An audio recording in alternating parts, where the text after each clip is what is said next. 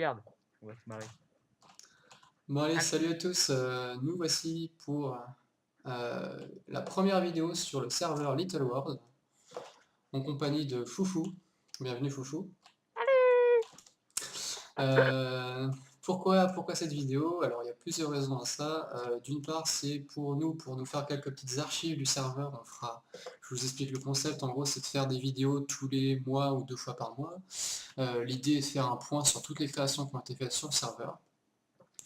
Donc c'est autant pour nous que pour montrer à d'autres personnes ce qu'on fait sur le serveur.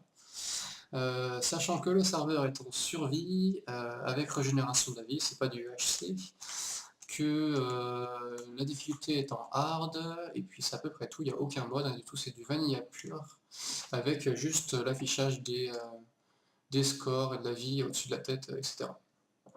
Voilà pour le départ. Donc on est ici, bon, ça commence bien.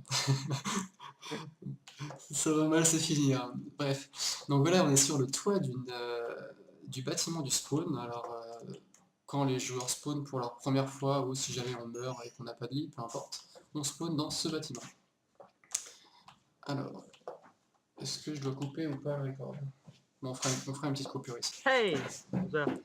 Hey! Alors voilà, nous voici après une petite coupure, désolé, ce sont les inconvénients. Maintenant il pleut, il fait nuit.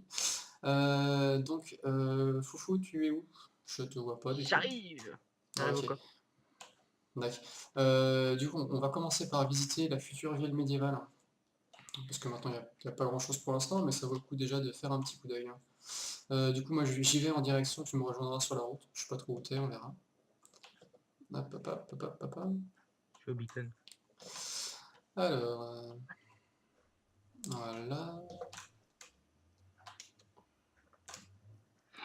Là, je suis en Sous train de la, découvrir des choses. sous la pluie, ça. Bah oui, il y a plein de trucs qui ont changé. T'es pas passé par ici depuis un moment. Donc sous la pluie, ça va être sympathique. J'espère que ça va pas flinguer la vidéo parce que ça va consommer pas mal. C'est pas grave. Donc une petite auberge, des petits champs, donc tout ça, ça va être encore augmenté en quantité de bâtiments pour garnir un petit peu les champs qui sont autour de la ville médiévale. Et voici la petite entrée qui a été faite avec la muraille qui n'est pas finie d'être travaillée, on travaille encore sur un pattern. J'ai absolument aucune idée de ce que ça donnera, mais ça on verra plus tard. Donc, hey.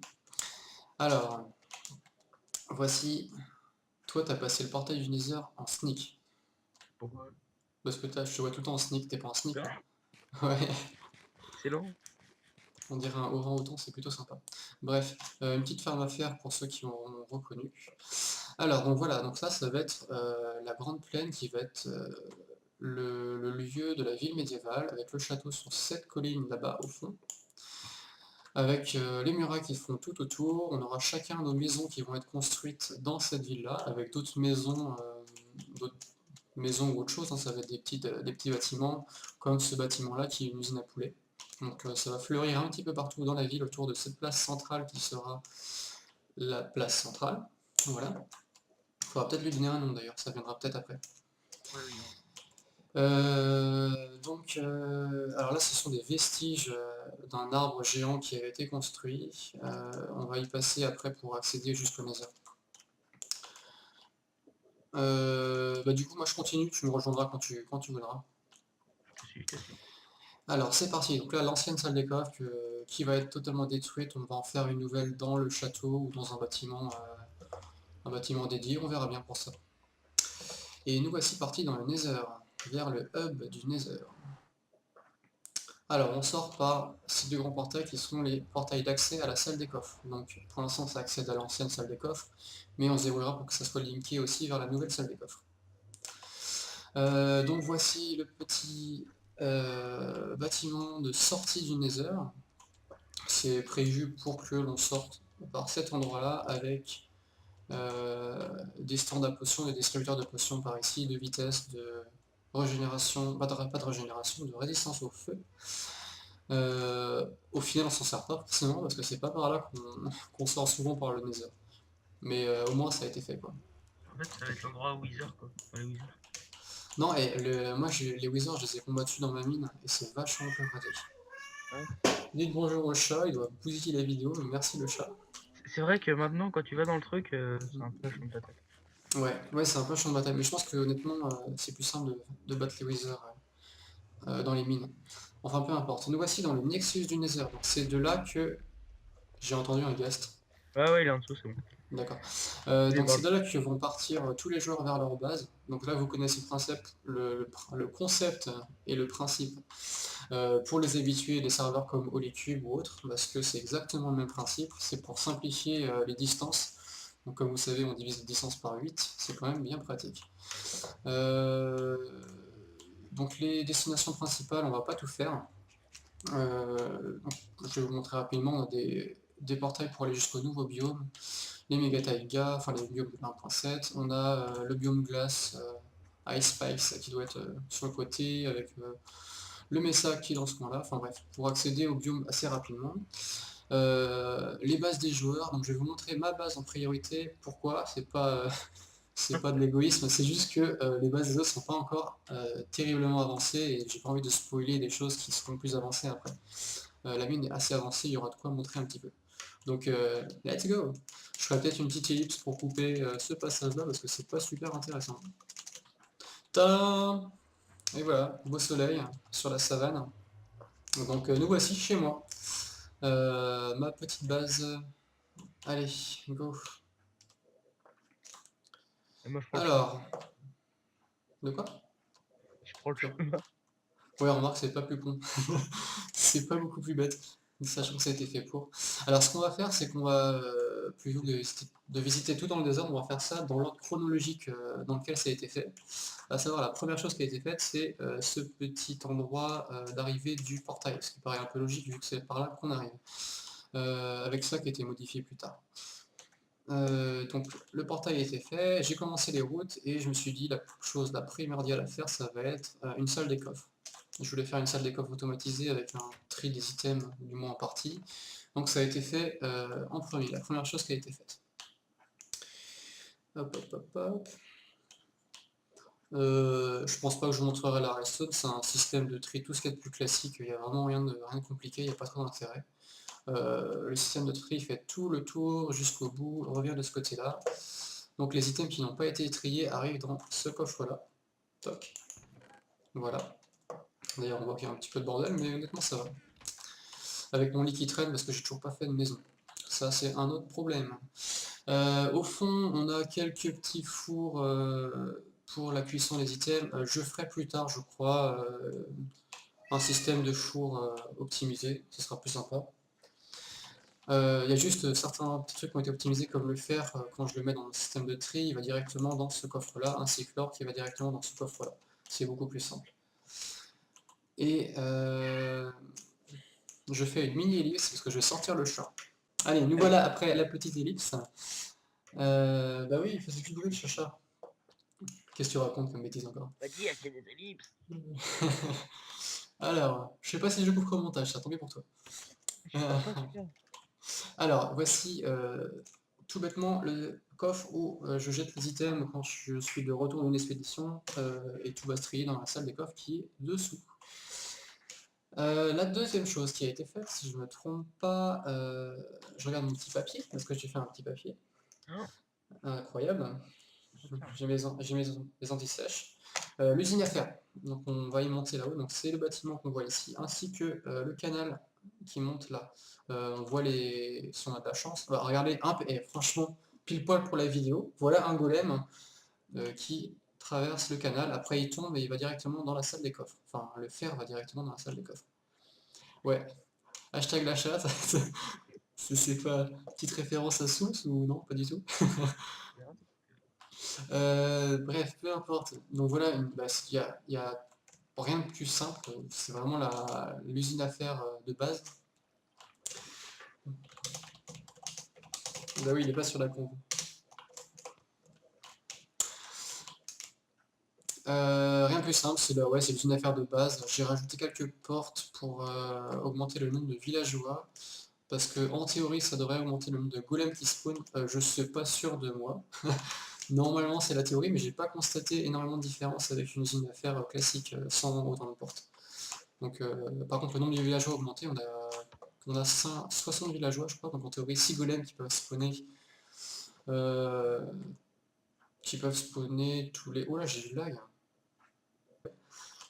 Les amis, nous revoici, après 3 fois du lag et des problèmes, Faut pas mais j'espère dire. que... Faut pas dire. Ok, on coupe au montage. Les amis, nous revoici. Vous ne saurez jamais ce qui s'est passé. Allez, on est reparti pour la visite de la base. Oh, qu'est-ce qui se passe? Qu'est-ce qui se passe? Que se passe-t-il? C'est bon. Donc vous avez vu l'usine à fer qui n'a rien de compliqué, c'est une usine à fer très classique. Le design, je sais plus de qui c'est, je sais que ça a été revisité un petit peu par Dockem, notamment au niveau des villageois avec l'eau et tout. Donc je m'en suis servi de ces petits conseils. La chose qui a été faite après et que je voulais faire absolument, que j'avais designé en créative avant, c'est l'usine à potions. L'usine à potions qui a été inspirée au niveau du principe de l'usine sur l'usine qu'avait faite Juju. Enfin, l'usine qu'il a fait sur le serveur de l'équipe, parce qu'il y en a fait d'autres, et moi je parle de celle de l'équipe. Donc les systèmes n'ont rien à voir avec ce qu'il avait fait lui, mais le principe de sélecteur, enfin le principe du fait que c'est une sélection, c'est ça que j'ai repris de lui.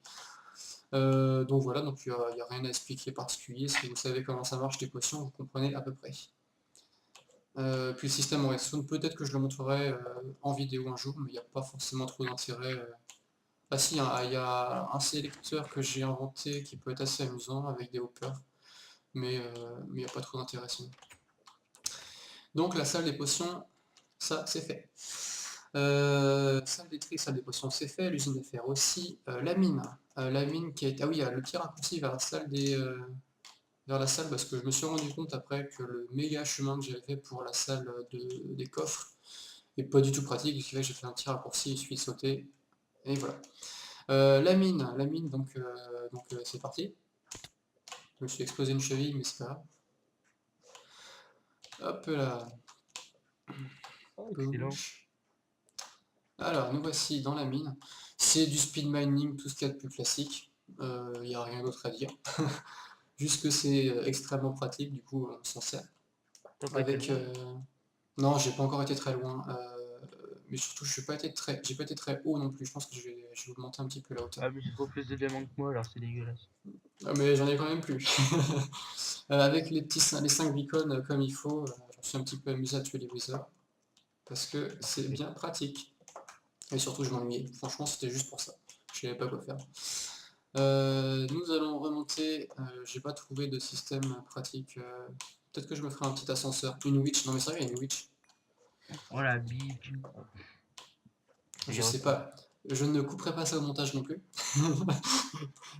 Tu vas t'en prendre un petit peu dans la tête. C'est pas grave.